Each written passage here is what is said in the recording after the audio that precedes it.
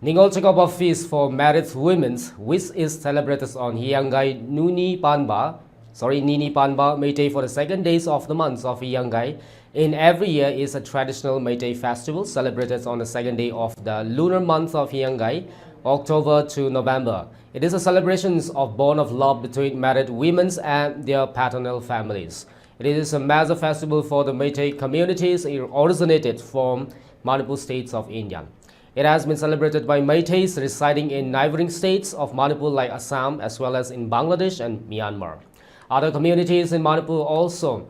share the celebration and it is a public holiday. Manipuri diaspora in many Indian cities outside Manipur including to Bangalore, Delhi, Kolkata, Mumbai, Pune, Shillong and Silchar as well as in other countries like USA, Australia, Canada as well as in the South Korea, Japan, Taiwan and Singapore hosted the festival.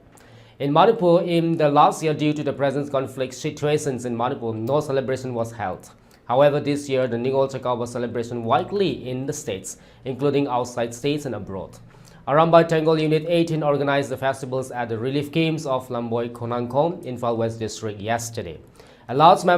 members of the internally displaced person, IDPs, who are taking shelter at the various relief camps attended the festival. Thousands married and unmarried women took part in the events where offered meals of fish and other items. Besides, the Arambai Tengol unit offered gifts as a token of love to the IDPs and took the blessing from them. Talking to the ELITETV News, commanders of the Arambai Tengol Unit 18, TH Maimu expressed about the main objective of organizing the event.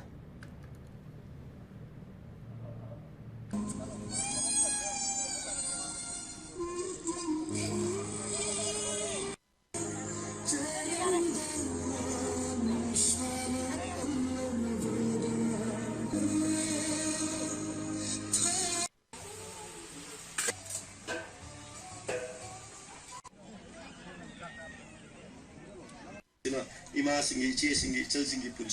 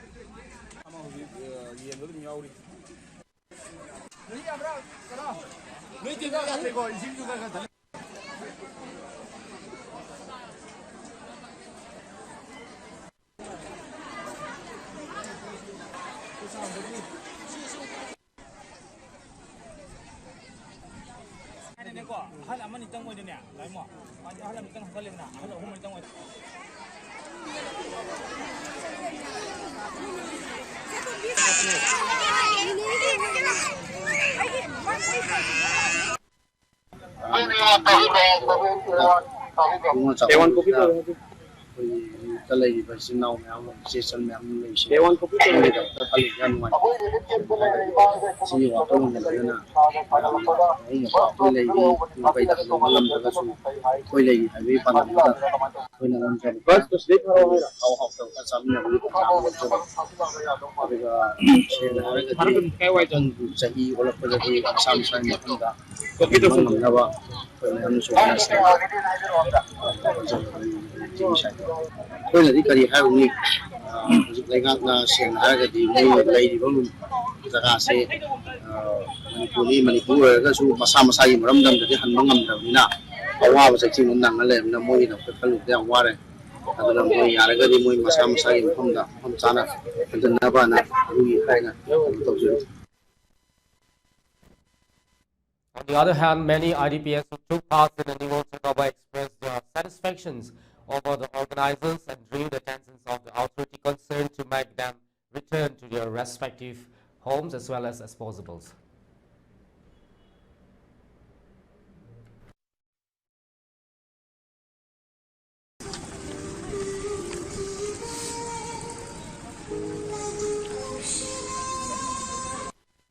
lan horokpodagi lan lakpodagi horokpodagi ngasi babada relief camp da leirei lambo kunangkhong Manipur Trade and Center Trade and Export Center da leijari hujikauda ado ngasi gi nimise akoi ningol obi akoi gi yamna maru oiba ningol chakkouba ado sahi ama hena lan jina maram oraga akoi jelebam chabam khangdana leirakpasida ngasi arambai tengolna akoi bu chakkoubi base खालु दे समाय चाको बिरकनी हाबदी मोइसु लांजी गाना बहना गदरा cookie जिंगना नोम नोम गी लंदारपा चिंया दा Moina अकोगी दमक्ता खुन गापिरगा लैरिबा पैसा चो तांजदरबा मयाम गी अवा अनाबु मोइ मयाम ना होना बिरगा लैरिबा दगी रिलीफ कैम्प दा लैरिबा अकोगी से ओरापा मयाम करी लैरिगे इसे मा हाइना ngasi बबुदा लाइबा अदो मोइना ngasi अकोई चाको बसे अकोगी दि आमना लाइबक्सु फबने पुमिंसु याम नुसी अदुबो ngasi अकोई दि ngasi